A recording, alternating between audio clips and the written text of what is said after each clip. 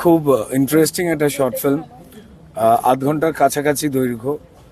But তার মধ্যে আমরা তো সারাক্ষণ একটু গল্প খুঁজি যে কোনো জায়গা থেকে। বেশ কিছু মানুষ আছেন যারা অন্য কিছু দিক খোঁজেন, আবার দর্শক হিসেবে যখন কোনো কাজ দেখি তো তখন সেখান থেকে খুব সোজা কথা আমরা একটা গপ্প খোঁজবার চেষ্টা করি।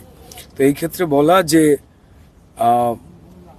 কাহিনী, চিত্রনাট্য, পরিচালনা যিনি করেছেন কঙ্কনা, সি ইজ ওয়ান্ডারফুল।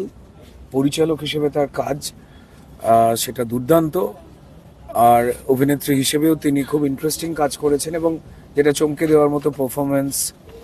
আমাদের সবার রেসপেক্টেড, বহু দিনের অভিজ্ঞতা সম্পন্ন একজন অভিনেতা। বলা যায় না যে এক একটা ফিল্ম ইন্ডাস্ট্রির আভিজাত্য কৌলিন্য কেউ কেউ বজায় রাখেন, তো সেরকম কিছু অ্যাক্টরের মধ্যে আমাদের বরুণ চন্দ্র বাবু, তিনি তো আছেনই, কিন্তু এবার পরিচালক কঙ্কনা তিনি নতুন করে যেন আবিষ্কার করলেন বরুণ চন্দ্রকে। আমার মনে হয় যে এই আমাদের ফিল্ম ইন্ডাস্ট্রির যদি কেউ গুরুত্বপূর্ণ কেউ যারা কাস্টিংয়ের সঙ্গে জড়িয়ে থাকে, তারা যদি এখানে আসেন তখন আবার তারা বরুণ চন্দ্রকে যেভাবে দেখেছেন তার থেকে আরও অন্যরকম ধারণায় ভাববেন। বলতে কোনো দ্বিধা বা লজ্জা নেই, অধিকাংশ সময়তেই আমাদের এখানে বাঞ্চ অফ পাওয়ারফুল অ্যাক্টার্স থাকা সত্ত্বেও তাকে দেখে পরিচালকের আগের কোনো সিনেমায় বা অন্য কোনো কাজে যেমন মনে হয় ক্রমাগত সেই ধরনের রোলেই রিপিট করে যান। এক্ষেত্রে বোধহয় এটা করলে কিন্তু পরিচালকের মেধা কম, এটা লোকে ভাবেন। আবার অনেক সময় প্রযোজকও আছেন, তিনি ইনসিস্ট করেন পরিচালককে যে না, আগে যেটা করেছিল ওটাই সেফ। একদমই নয়।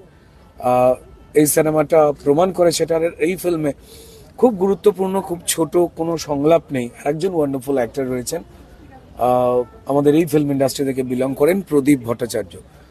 সবটা মিলিয়ে একটা ব্ল্যাক অ্যান্ড হোয়াইট, একটা অদ্ভুত রকমের পরিবেশ তৈরি করা হয়েছে। ফিল্মটা কালার নয়, black and white. Black and হোয়াইটের মধ্যে দিয়ে আরও অনেক বোধহয় রহস্য ঘনীভূত হচ্ছিল। আমাদের মনের ভুল কোনটা, আমাদের ইচ্ছা কোনটা, সবটাই মিলেমিশে যায়। আমার মনে হয় যে যারা ভালো শর্ট ফিল্ম দেখেন তো তারা এই রিরুটিং বলে কঙ্কনা ডিরেকশনে যে ফিল্মটা, সেটা দেখবেন, সবার নিশ্চয়ই ভালো লাগবে। Thank you.